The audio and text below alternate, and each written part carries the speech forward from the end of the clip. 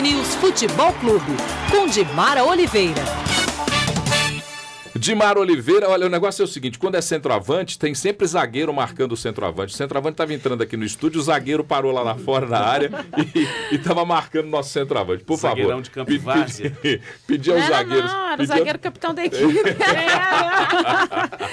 Pedir aos zagueiros de plantão, mesmo que sejam os capitães de equipe, que, por favor, não interceptem a entrada de Dimara Oliveira no estúdio. Dimara Oliveira, primeira rodada do Campeonato Brasileiro, uma primeira rodada do Campeonato Brasileiro que a gente sabe refletirá muito pouco no sentido de termos aí um panorama, mas que 3 pontos são 3 pontos, lá no final 3 pontos podem decidir um título ou decidir um rebaixamento. E a gente vem com aquela história, aquele jogo que deixou escapar, valeu isso, perdeu a vaga na Libertadores, não conseguiu da Sul-Americana, foi rebaixado.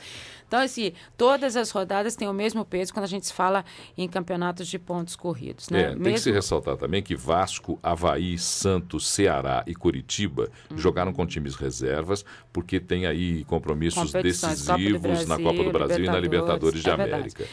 Mas eu acho que a grande surpresa da rodada para todo mundo, sem dúvida nenhuma, foi a derrota do Cruzeiro, né?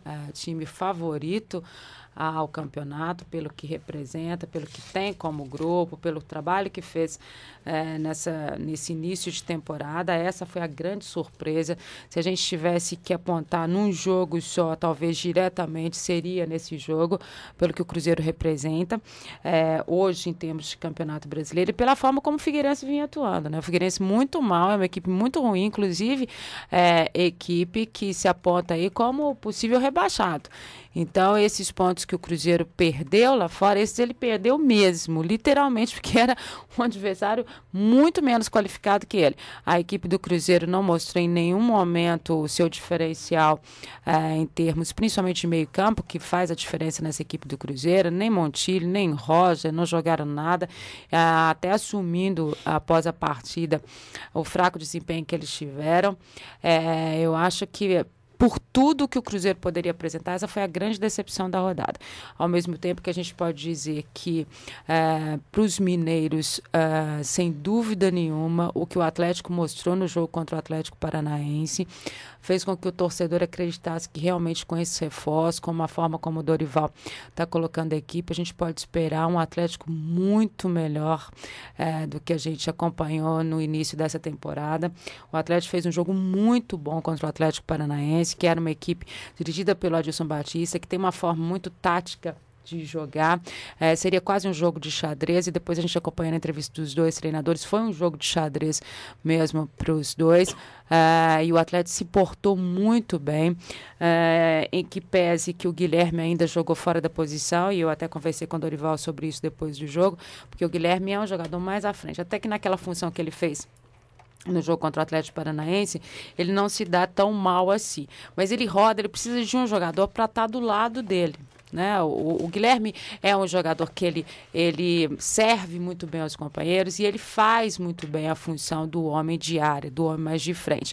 E ele tendo essa companhia, sem dúvida nenhuma, ele vai render mais em termos ofensivos para o Atlético, que é o que todo mundo quer. Agora, esse Giovani, o do meio campo, a gente tem que dizer que foi um achado para o Atlético, tanto ele quanto o Felipe Souto, mas o Guilherme especificamente, a visão de jogo que ele tem, o Giovani especificamente, a visão de jogo que ele tem, a técnica que ele apresenta, talvez seja ainda cedo para a gente falar, mas pode se transformar aí na grande revelação dos últimos tempos do Atlético. E voltando a uma história de Atlético, que era aquele do revelar jogadores de meio campo, né, do ter essa função melhor do meio campo, de trabalhar melhor a base. Então, acho que para o torcedor atleticano foi, sem dúvida nenhuma, dos mineiros a melhor rodada. O América veio numa virada de jogo. O primeiro tempo do América e Bahia foi uma coisa horrorosa. Eu acho que os dois demoraram para ter consciência de que eles já estavam na Série A do Campeonato Brasileiro e só vieram a descobrir isso no segundo tempo. Óbvio que com a entrada do Rodriguinho, do próprio Alessandro, que fizeram os gols, mas principalmente acho na saída do Irene. O Irene armou muito mal o time no primeiro tempo, foi muito difícil para o América fazer com que essa bola chegasse ao próprio Fábio Júnior ali na frente, ao sistema ofensivo. O Eliandro foi muito mal no primeiro tempo, na segunda etapa ele se acertou e aí ele conseguiu fazer com que os companheiros estivessem melhor servidos naquele momento, e aí o América conseguiu a virada. Diante diante de um adversário que é de Série B, né? Que tem estrutura de mas que Série o América B. nunca venceu, então já teve esse ponto. E concordo com o Mauro quando ele disse depois no vestiário que o América ainda vai ter que se habituar com essa situação de Série A. Ainda vai ser uma conquista para o América estar se adaptando a essa questão que muda muito, né? No contexto de jogo, na cobrança, naquilo que as equipes apresentam, enfim. Agora, já o Cruzeiro tem para se reabilitar aí, o Palmeiras na Arena do Jacaré. Jogão, mas aí tem rivalidade pura e certa, né? Então, muda um pouco essa história.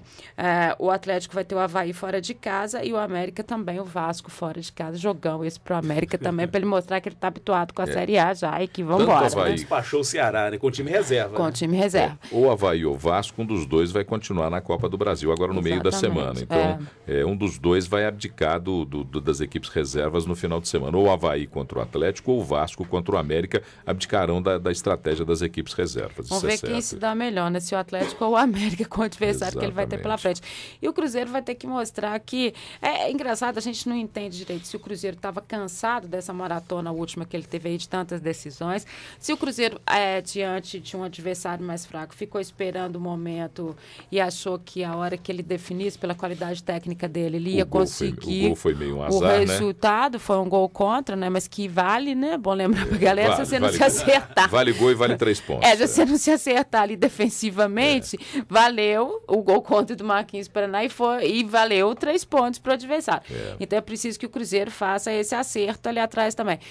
Não acho que nada de crise, nada de desespero, nada de, nossa, não vai dar mais certo, tem que mudar tudo, porque tem muito essa história, né? O Cruzeiro está só no início de uma competição que pode, é claro, esses 3 pontos lá na frente a gente falar que faltou, mas nesse momento, efetivamente, é só a primeira rodada e a gente ainda tem 37 aí pela frente. Essa foi a análise de Edmar Oliveira depois da primeira rodada do Campeonato Brasileiro. Falará muito mais sobre todos esses assuntos no Minas Esporte a partir do 12:30 na tela da Band. Bom dia.